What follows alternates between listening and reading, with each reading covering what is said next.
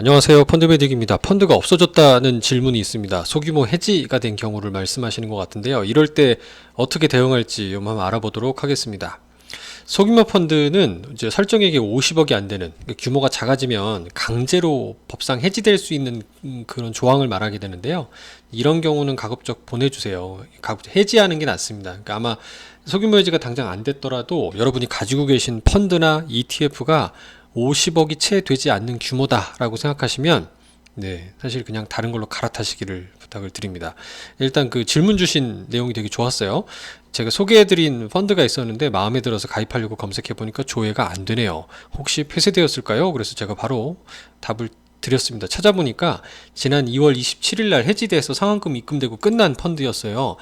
이 채널 운영한 지도 벌써 한 4년 가까이 되는 것 같은데 4년이 넘었죠. 한화 글로벌 리얼에셋 펀드라고 그래서 이제 실물 대체 자산에 투자하는 글로벌 누빈 자산 운용의 자문을 받는 상품이었었는데 이게 안타깝게도 규모가 좀 작아지면서 해지된 상황이더라고요. 이렇게 찾아보면 소규모 해지 안내문도 이렇게 찾아보실 수가 있습니다. 구글 검색만 해도 금방 나오고요. 여기에는 자본시장법 시행령 제223조 4호에 해당하는 설정액 50억 미만의 소규모 펀드에 해당이 되어서 소규모 펀드는 이제 자산 규모가 적정 규모에 미치지 못하기 때문에 펀드의 운용이나 관리가 어렵다. 그러니까 원하는 주식을 사거나 파는 부분에 있어서 적정 규모가 형성이 안 되면 좀 거래 비용, 수수료에도 좀 불리할 수가 있고 해당 주식도 되게 비쌀 수가 있기 때문에 이제 몇 주 못 살 수도 있겠죠. 또 가입 시점에 따라서 원금 손실되는 경우에도 이 법상에 따르면 강제 해지될 수 있다는 뜻이기도 합니다.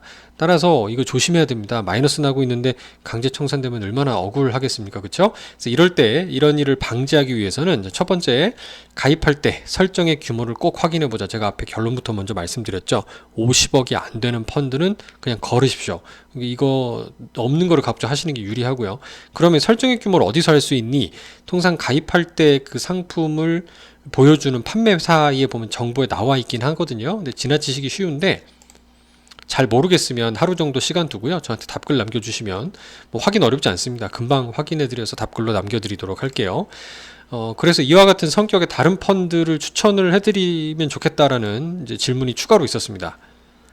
이렇게 드렸더니 이제 누빈 자문 받았으니 펀드 성과가 좋았을 것이라 생각되는데요 하시면서 왜 없어졌는지 사정을 좀 아시는지요? 그리고 이와 같은 성격의 다른 펀드를 추천할 수 있을런지요인데요. 일단은 이 앞에 왜 사정이 해지되었느냐라는 부분은 간단하게 말씀드리면 이 펀드가 출시된 이후로 이 실물 대체 자산에 투자하는 것들이 무조건 원금이 보장되거나 안전한 펀드는 아니었어요. 주식처럼 상장되어 있는 자산에 주로 투자하기 때문에 변동성에 노출이 됩니다.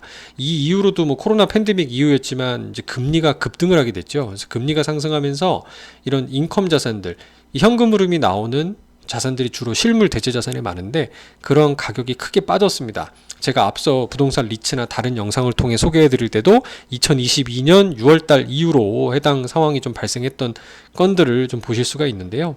그래서 좀 안 좋았고 돈도 많이 못 모였다라는 부분입니다. 안타깝지만 지금부터는 좀 좋을 것 같긴 한데 좀 안타까운 일이 아닐 수가 없네요. 펀드 운용상의 한계이고 운용하는 한화자산운용의 좀 안타까운 판단이었다라고 봐주시면 좋을 것 같습니다. 비슷한 성격의 펀드를 찾아보려고 하니까 일단 펀드보다는 이제 ETF 중에서 찾아봤어요. 이게 라인업 고민 없이 웬만하면 다 가입하실 수 있으니까요. 코덱스 삼성자산운용의 멀티에셋 하이 인컴이라고 하는 해지형 ETF 상품을 볼 수 있었어요.